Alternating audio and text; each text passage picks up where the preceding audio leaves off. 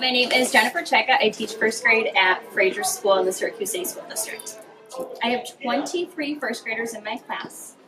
I have scholars from all over the world. I have some who are English language learners. I have 9 of those. They go with our E&L teacher, usually during small group time, but I do have them this week, so they are adapting to the procedures that we have during small group time.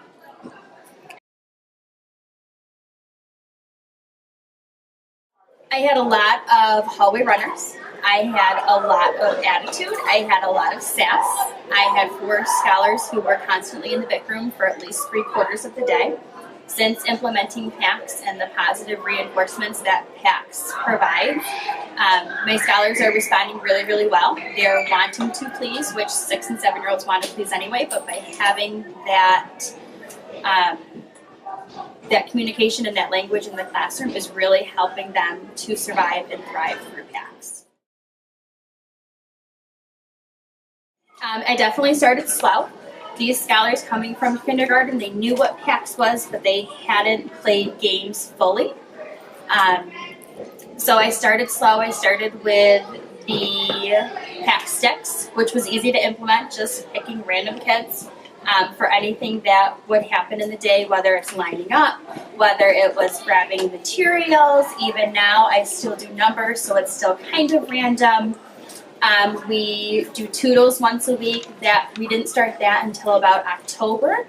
We went over expectations and did our more PAX list, which was right from the beginning, went right with the expectations right from day 1 in September, and we still constantly go over those expectations, whether we're starting games, whether we come back from break, whether it's just because it's Wednesday after lunch.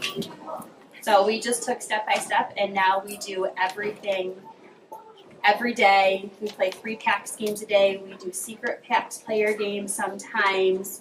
And as I said, it's just the language that we've been using from day 1. I use it with scholars who are no longer in my class, but it's the consistency of using that language. I started very, very slow. This is my 2nd year with PAX.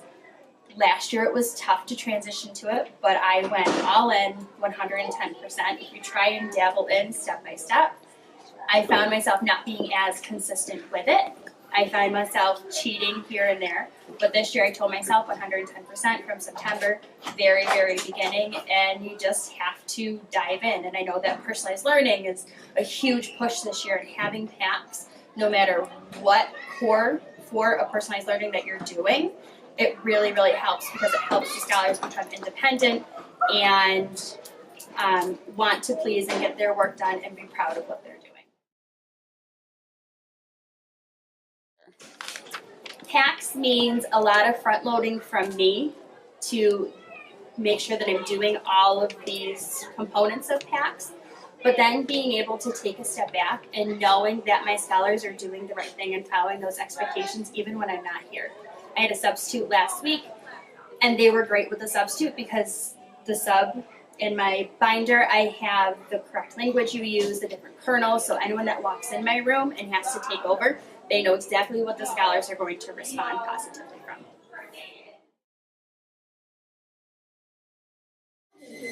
I have Gianni who went back to her carpet time expectations. All right, super duper quick.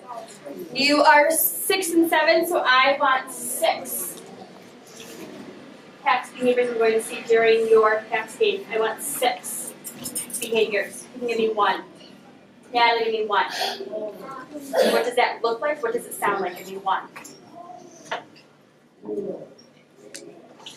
What?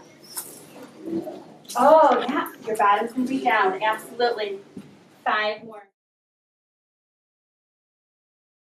2 spleens. There are 2 spleens, and if Mrs. Cheka hears them or sees them, we're going to have to mark them on our paper. 2. Silas. Oh, if you're shouting out. Absolutely, that would be a spleen. 1.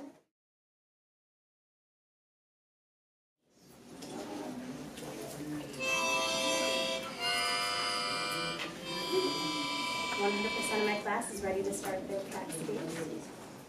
Voice level 0 or 1, bottoms are down. Your eyes, your body, yourself, on your... He died. Oh, that is a spleen for Team 3. Mrs. Chika here's very loud voice says Team 3. That was a voice level 2. We do not use a voice level 2. Your spleens look great. Team 1, my friends who are red, you have 1 spleen. My friends who are blue, you have 0 spleens. My friends who are green, you have 2 spleens. Hold it strong. You have 1 minute and 24 seconds left in your PAX game.